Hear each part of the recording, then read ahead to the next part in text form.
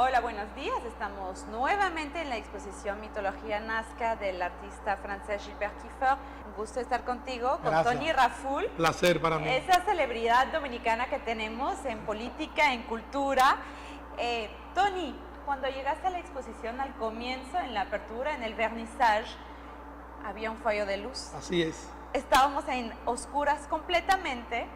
Y lo viste todo con los matices no previstos de una exposición que se supone es bajo la luz y de repente estábamos en una gruta total. ¿Cuál fue tu primera impresión de esa exposición?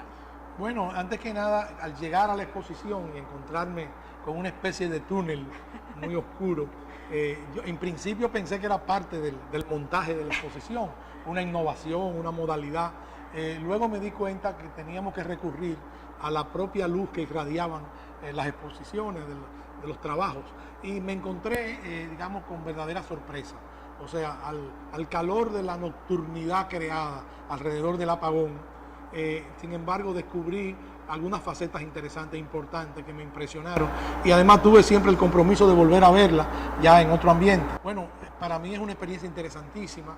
Yo creo mucho en la mitología, creo en el valor poético de la mitología, creo en algunos elementos que confluyen en la plasmación del acto artístico dentro de ese proceso creativo de lo que es lo mitológico, de lo que ha sido la gran tradición de la cultura americana o del continente, o de Indoamérica, como la llamó un reconocido escritor latinoamericano.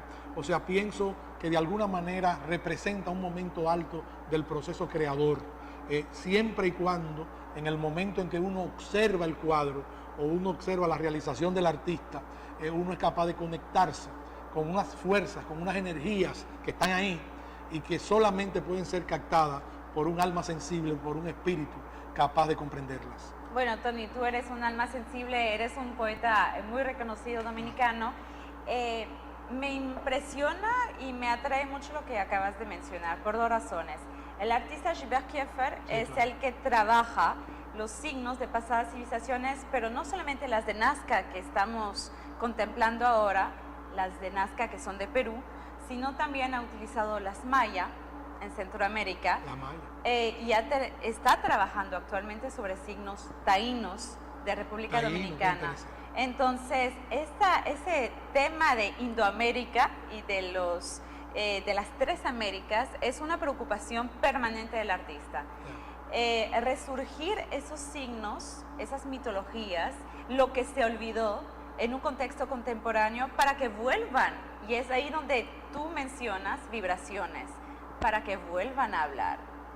Entonces me impacta que, aunque tú no lo supieras, lo hayas plasmado de esa forma. Claro.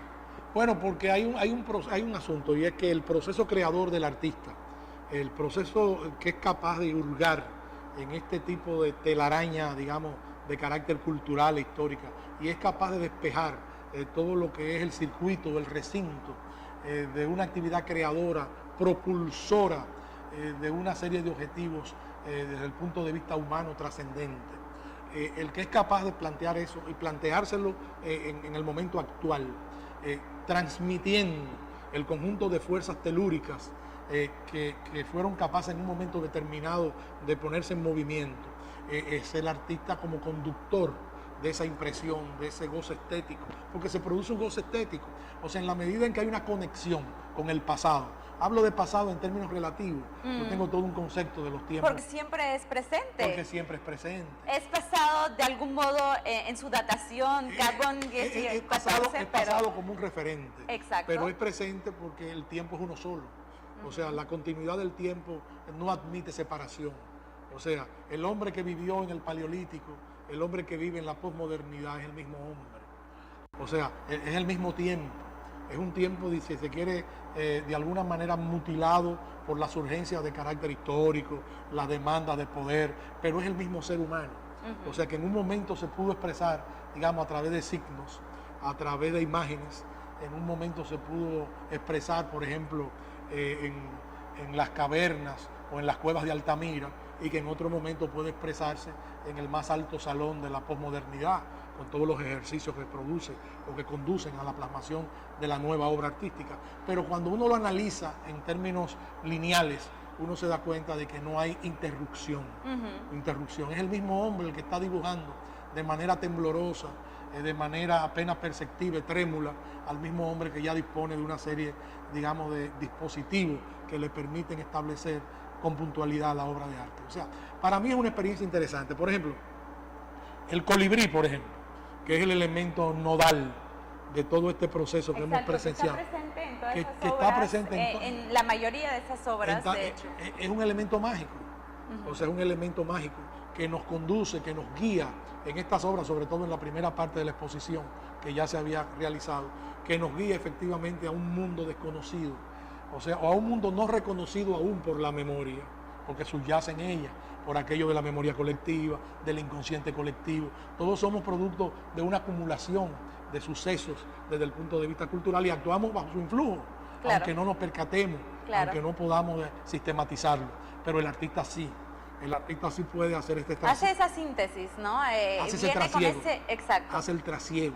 Solamente el artista puede hacer el trasiego. Entonces lo hace incluso de una manera muy fluida porque no lo está abordando desde el punto de vista, digamos, de los ciclos.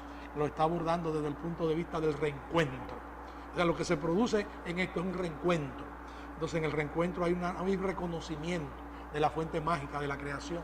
Entonces por eso hablaba del colibrí. O sea, a través del colibrí se van dando mutaciones, o sea, se van dando fenómenos, se van dando hechos que son los que van marcando el instante más alto de la estética y de la creación.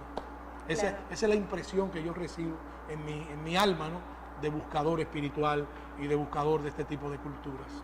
Tony, durante el vernizaje de la exposición, yo te vi hablando con el artista y soy muy curiosa. Y yo sé, bueno, los voy a llevar, de hecho, vayamos. Yo sé que estuviste mirando esa obra y me gustaría saber qué le dijiste al artista. Bueno, esta obra especialmente me llamó la atención todo el ejercicio de la exposición artística, o sea, que estamos envueltos aquí como en una especie de manto trascendente de carácter telúrico, espiritual, o sea, estético, o sea, venir aquí, detenerse en cada cuadro y tratar de entrar en el cuadro, porque ese es otro de los procesos en que interactúa el espectador frente al artista. Claro. Entrar en el cuadro, después que uno entra en el cuadro ya no puede volver a salir.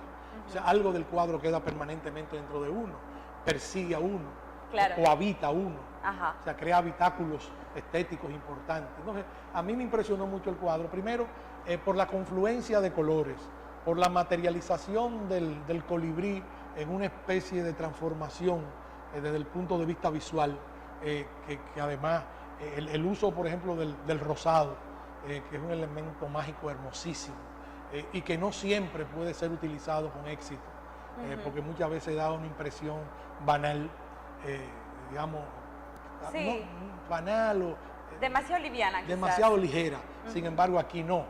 Aquí el rosado es transformado dentro de este proceso creativo en una fuerza inmensa, extraordinaria, que nos arrastra, digamos, a una especie de laberinto anunciado. O sea, de laberinto anunciado por el conjunto de fuerzas que se van cristalizando, que se van de alguna manera materializando. O sea, a mí me impresionó mucho. Yo me fui con estos colores en mi cabeza y dormí plácidamente. ¡Ah, qué bien! ¡Cuánto me alegro! Es un cuadro hermosísimo. Yo realmente me impresionó mucho. Me impresionó mucho. Fíjate que el colibrí, que va de alguna manera haciendo algunas mutaciones en el conjunto de cuadros, o digamos, adquiriendo dentro de su forma, adquiriendo algunas tonalidades. En este caso, aquí tiene se sitúa de una manera normativa, casi emblemática dentro del cuadro. Es a través de él que se produce todo aquel torrente del rosado, que transforma totalmente ya la visión de la metamorfosis creada por el artista, que también es el poeta. Quería yo saber de qué estaban hablando. Realmente esto me gustó mucho, demasiado, y pienso que tenemos que insistir mucho para que una mayor cantidad de personas puedan presenciar esto.